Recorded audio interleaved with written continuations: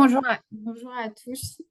Donc oui, c'est Hélène et c'est pas Vigdis, même si Vigdis est pas bien loin et qu'on a préparé ensemble. Moi, je suis Hélène Kéo, je suis de l'organisation Action contre la faim. Je suis directrice de notre mission en France et je vais projeter ma présentation et après je pourrai me lancer.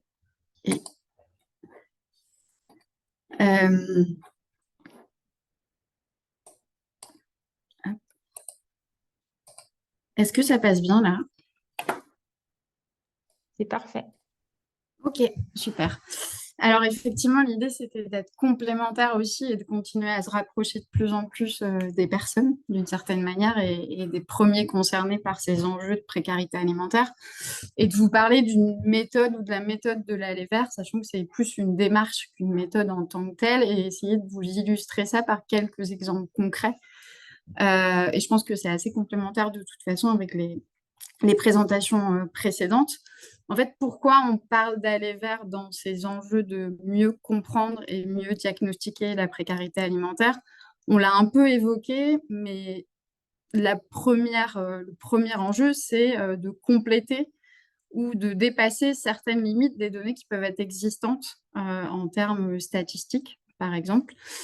Et du coup, le premier des enjeux, c'est quel public est concerné en fait par ces données statistiques et quel type de données sont disponibles. Un premier élément, c'est qu'il y a des publics qui sont non inclus dans les enquêtes en population générale qui sont menées, donc dans une partie des données qui vont être mobilisées pour mieux comprendre la précarité alimentaire, les données de pauvreté par exemple, ou d'autres types de données qui permettent de mieux comprendre les revenus, les logiques de consommation des personnes.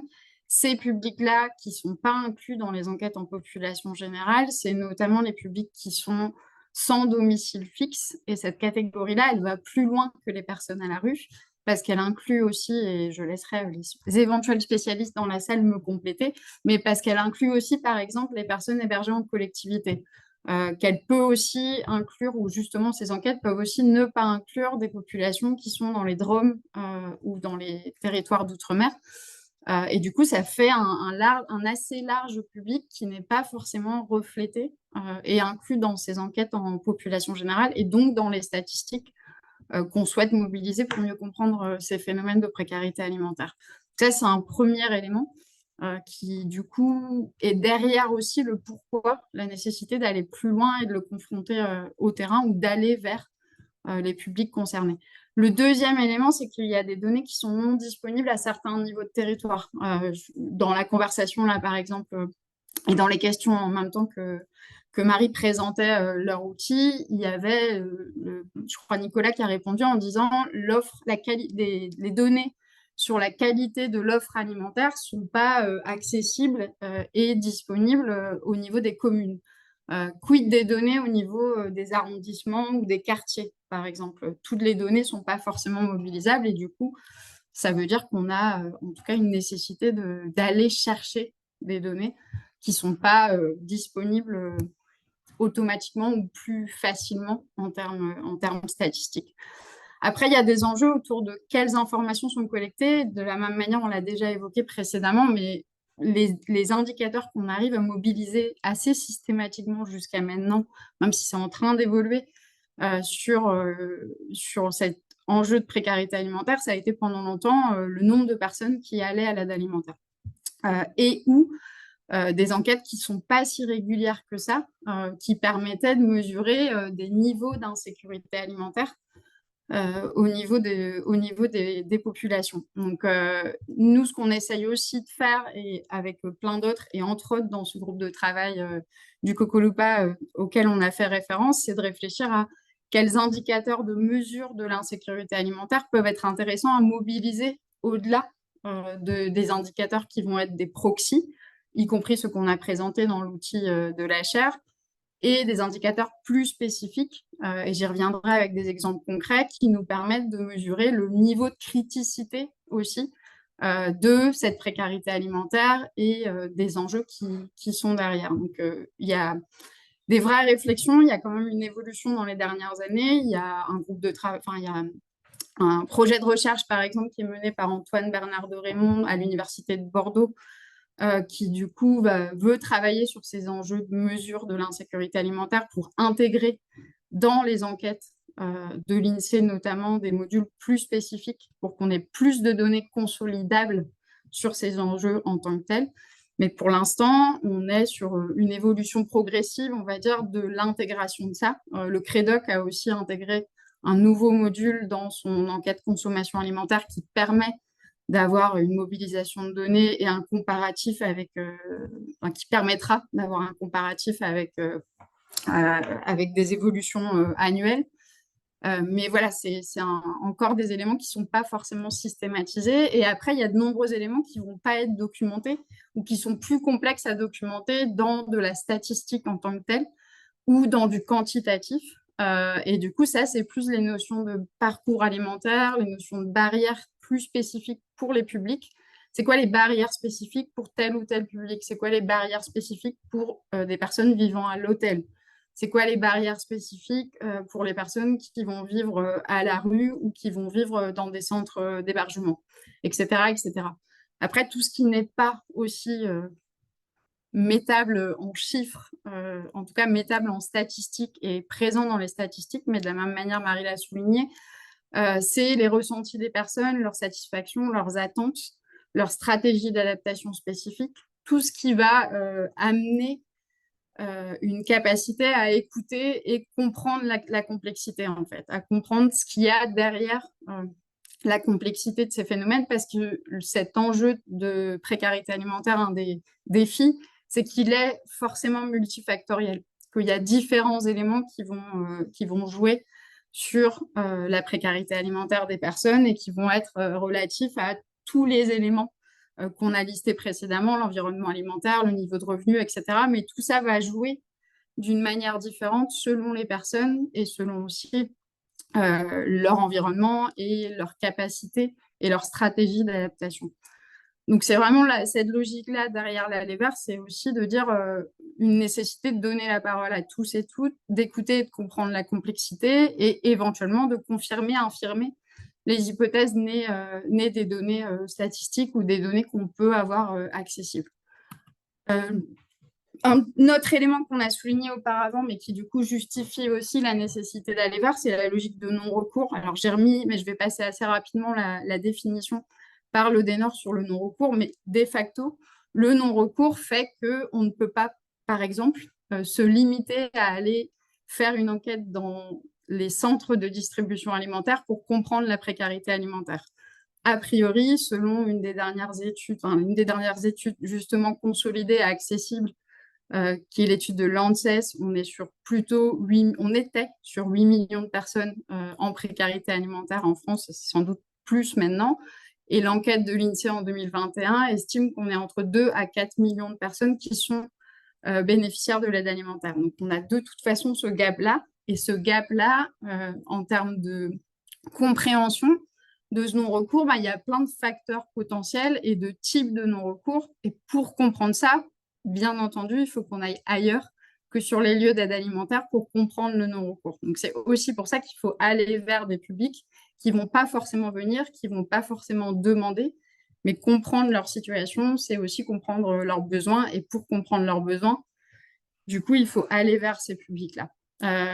J'y reviendrai sur cette définition. Concrètement parlant, ça veut dire quoi en termes de méthodologie d'aller vers et comment on le fait? Du coup, ça peut permettre de déployer, nous, ce qu'on a fait avec beaucoup de partenaires.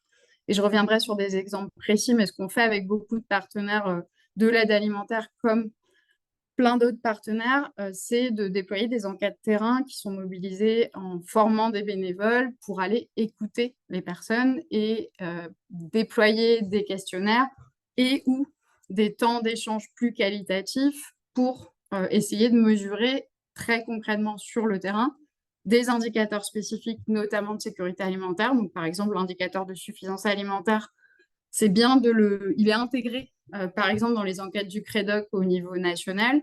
Le faire et l'intégrer quand on fait une enquête de terrain sur un dispositif du Secours populaire de Paris, c'est aussi intéressant pour pouvoir mesurer les niveaux de suffisance et de couverture des besoins alimentaires des ménages.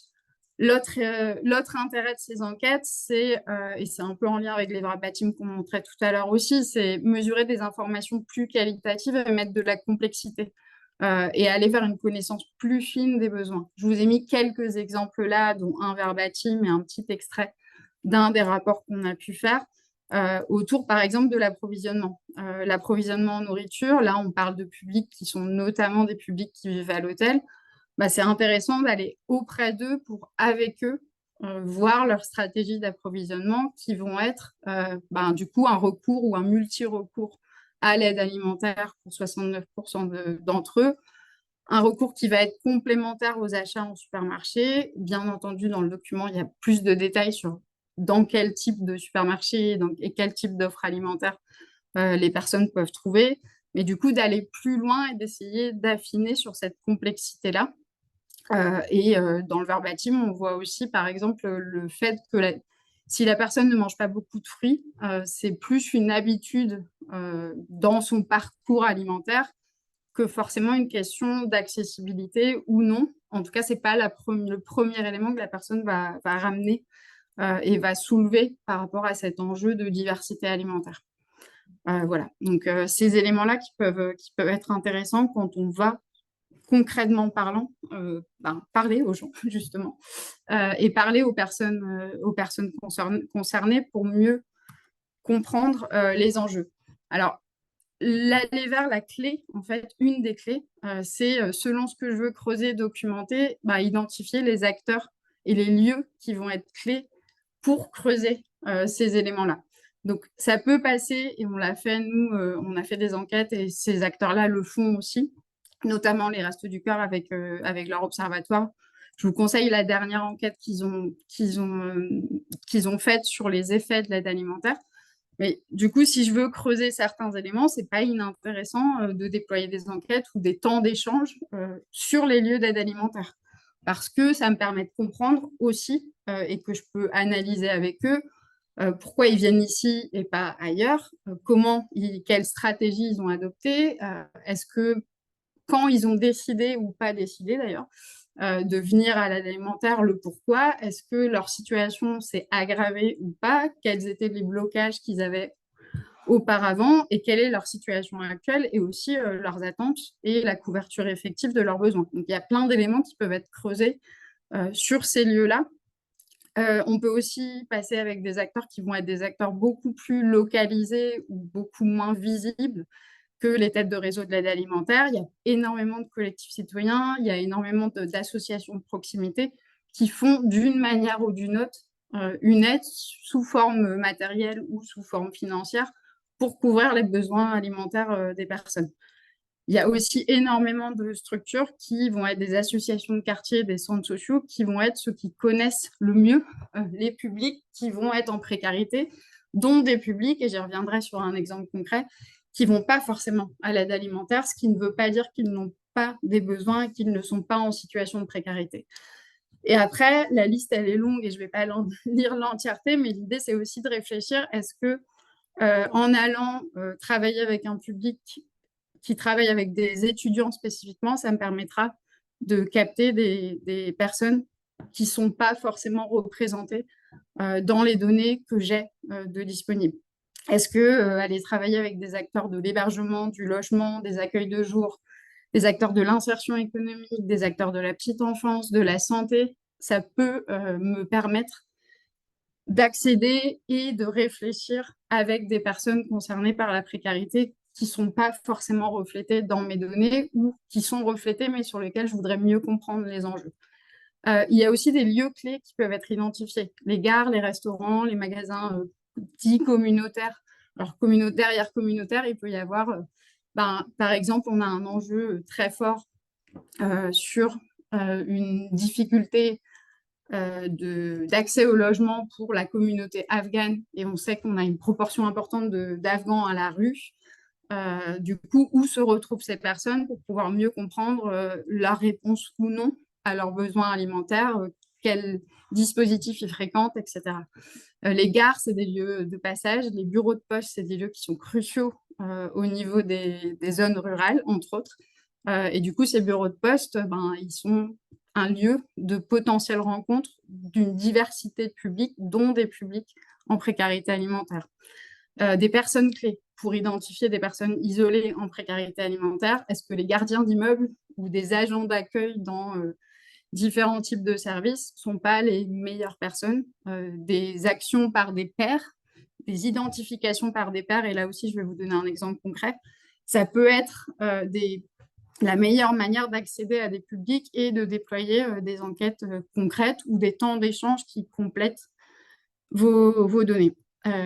Donc, quelques exemples assez rapidement. Un premier exemple, mais vous en avez plein d'autres sur le site internet et je mettrai le lien. On a par exemple mené une enquête avec 9 acteurs dans les accueils de jour pour personnes exilées à Paris. Et c'est une enquête qu'on a déployée à la demande des acteurs qui n'étaient pas uniquement sur les enjeux alimentaires, mais parce qu'eux voulaient mieux comprendre leur public, les attentes, et aussi pourquoi les personnes venaient ou ne venaient pas dans leurs accueils de jour et quelles difficultés ils avaient pour accéder aux autres services. Donc, du coup, c'est un des points d'entrée de se dire on va aller regarder cette question de la précarité alimentaire plus spécifique pour ces personnes exilées et qui en plus vivaient pour une très large partie d'entre eux à la rue, en allant voir les lieux qu'ils fréquentent ou qu'ils ne fréquentent pas, mais en croisant ces données-là entre 5 lieux. Et du coup, sur chacun des lieux, on demandait aussi aux personnes pourquoi elles n'allaient pas dans l'autre lieu. Alors, sans forcément rentrer dans le jugement, mais juste est-ce qu'elles connaissaient ou pas, est-ce qu'elles y avaient été, etc. etc. Donc, c'est ces éléments-là de croisement pour pouvoir aussi mieux comprendre le recours et le non-recours. Le projet Passerelle, donc partie d'entre vous a peut-être entendu parler. Alors, c'est un projet qu'on a mené à Montreuil en 2021 et 2022. Là, sur cette logique d'aller vers, c'était plus comprendre comment on a réussi, dans le cadre de ce projet, à identifier des publics qui étaient un peu hors radar. Notre objectif, c'était comment on fait pour identifier des publics qui sont en précarité alimentaire, mais qui ne sont pas forcément dans les radars des services sociaux et qui ne vont pas forcément à l'aide alimentaire. Comment on l'a fait? On a identifié des acteurs clés dans les quartiers, dans des quartiers prioritaires de la ville. Les acteurs clés, ça allait des centres sociaux municipaux ou associatifs à l'association des maires de tel quartier. Ces acteurs-là, on leur a demandé si vous voulez avec nous réfléchir, chercher les publics et porter le projet ensemble. Et on a construit des critères simples d'inclusion dans le projet avec eux. Ces critères-là, ils nous ont permis au final d'aboutir à un échantillon de personnes qui était, à mon sens, intéressant avec des personnes qui étaient en situation d'insuffisance alimentaire, mais qui, à 80%, mais qui seulement 18% d'entre eux avaient recours régulièrement à l'aide alimentaire. Donc, ça veut dire que cette logique d'aller vers nous avait permis d'accéder à ces personnes qui sont dans cet entre-deux. Je ne suis pas à l'aide alimentaire, mais je suis en précarité alimentaire. Donc, ça nous a aussi permis de tester des réponses potentiellement adaptées pour ces personnes-là. Et on a fait un petit exercice ensuite que je trouvais intéressant de partager avec vous, avec ces acteurs qu'on a mobilisés sur... On était sur des critères très simples d'identification que je vous remets là. L'élément principal, c'était des difficultés aggravées depuis la crise sanitaire et le fait d'être hors radar. Et ce qui est intéressant, c'est qu'au final, on a du coup identifié des personnes sur base de ça et qu'on a pu capitaliser ensuite avec les acteurs mobilisés sur les critères qu'on a mobilisés sur cette logique de comment on définit ensemble et comment on peut aller plus loin que les critères sur les signaux qu'on identifie qui nous amènent à considérer une personne en précarité alimentaire. Et du coup, ce travail-là, il nous semble aussi dans cette logique d'aller vers intéressante de définir avec des acteurs qui sont plus proches du terrain des critères ou des signaux qui vont être pris en considération et qui vont être des facteurs de vulnérabilité et des facteurs de précarité alimentaire. Donc, cette logique-là va aussi avec la logique d'aller vers, de continuer à construire une meilleure compréhension de ce qui est sur un territoire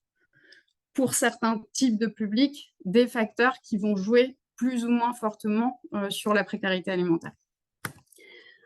Un dernier exemple que je voulais vous donner, c'est le projet qu'on mène à Marseille, qu'on coordonne à Marseille avec tout un groupe d'acteurs et 2 laboratoires de recherche, qui est un projet sur les publics qui vivent en squat, ce qui est une problématique particulière à Marseille.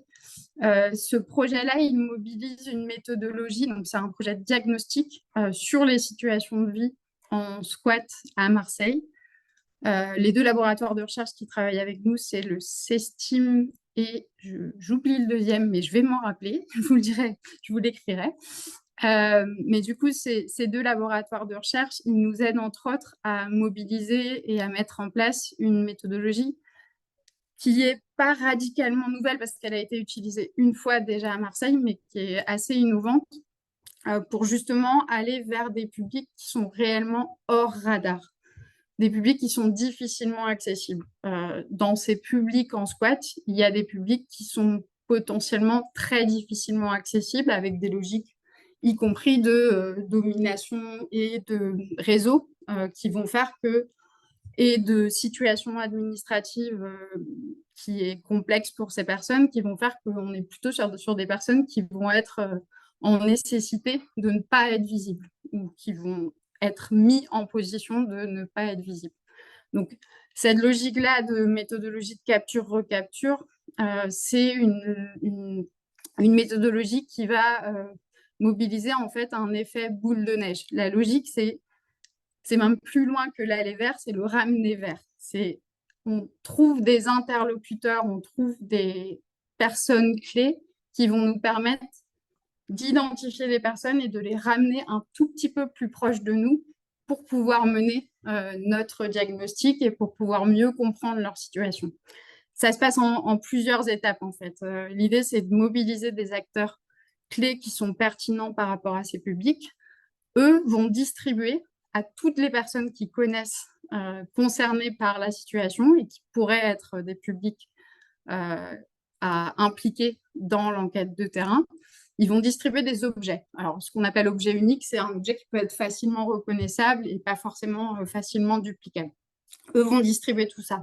En parallèle, on va identifier des graines qui vont être des relais communautaires. Et ces relais communautaires, c'est des personnes qui sont concernées par la situation et qui connaissent bien des personnes qui sont concernées par la situation qu'on veut creuser. Ces graines-là, elles vont recruter des personnes en donnant des coupons. Le recrutement leur permettra à eux de gagner une compensation, en fait. Donc, au fur et à mesure du déploiement de l'enquête, on va avoir des personnes qui vont recevoir des coupons et qui vont eux-mêmes devenir des recruteurs. Et donc, c'est une logique de vague qui fait qu'à chaque vague, du coup, on a une personne concernée qui va recruter d'autres personnes concernées pour qu'elles puissent participer à l'enquête. Et forcément, vous vous en doutez bien, au fur et à mesure, a priori, on est sur des personnes qui vont être moins proches du réseau ou du champ d'action classique des acteurs, donc plus invisibles, parce qu'ils vont être eux-mêmes recrutés par des invisibles. Et donc, cette logique-là d'enquête, elle est intéressante pour nous et elle est très codée et normée, et c'est pour ça qu'on s'appuie sur un laboratoire de recherche, mais elle va dans cette même logique d'aller vers, qui est j'identifie des personnes qui connaissent mieux que moi les personnes concernées, et du coup, je leur laisse la place pour m'aider à mieux comprendre la situation et pour m'aider à me connecter à des personnes concernées par la situation. Donc, c'est vraiment cette logique d'aller vers très illustrée par ce projet-là. Et peut-être pour finir, juste quelques éléments clés dans cette logique d'aller vers ou dans cette démarche d'aller vers. La première chose, et ce ne sera pas une surprise, je pense, mais ça reste essentiel, c'est quel objectif pour votre aller vers. Parce que le propos, ce n'est pas de faire de l'aller vers pour faire de l'aller vers. Et quel objectif du diagnostic. Ça veut aussi dire que vous n'allez pas aller solliciter des personnes pour récolter des informations additionnelles si vous ne savez pas ce que vous allez en faire. Et donc, bien situer votre diagnostic et votre aller vers dans une logique plus vaste, en fait, et de voir dans quoi ça s'inscrit en termes de stratégie. La deuxième question, c'est quelles informations sont existantes ou manquantes avant de me lancer dans mon aller vers pour des raisons de diagnostic. Qu'est-ce que j'ai comme information, quelles informations je veux creuser plus, quelles informations j'ai absolument pas et il faut que je produise. Et attention sur ce existant manquant, parce qu'en fait, il y a aussi pas mal d'informations qui existent, mais qui ne sont pas exploitées. Donc, chez pas mal d'acteurs, il y a des informations, et déjà dans les têtes de pas mal d'interlocuteurs, des personnes concernées par la précarité alimentaire, il y a des informations. Donc, c'est déjà une base qu'il faut peut-être exploiter avant d'aller vers, et qui vous donne en tout cas des pistes et des hypothèses à creuser. Deuxièmement, quels acteurs clés, quelles personnes relais connaissent les publics qu'on veut atteindre, quels lieux sont fréquentés par ces publics, quelle mobilisation possible de ces acteurs. Et après, il y a un point très spécifique qui est fondamental, c'est quels risques et enjeux spécifiques dans mon aller vers.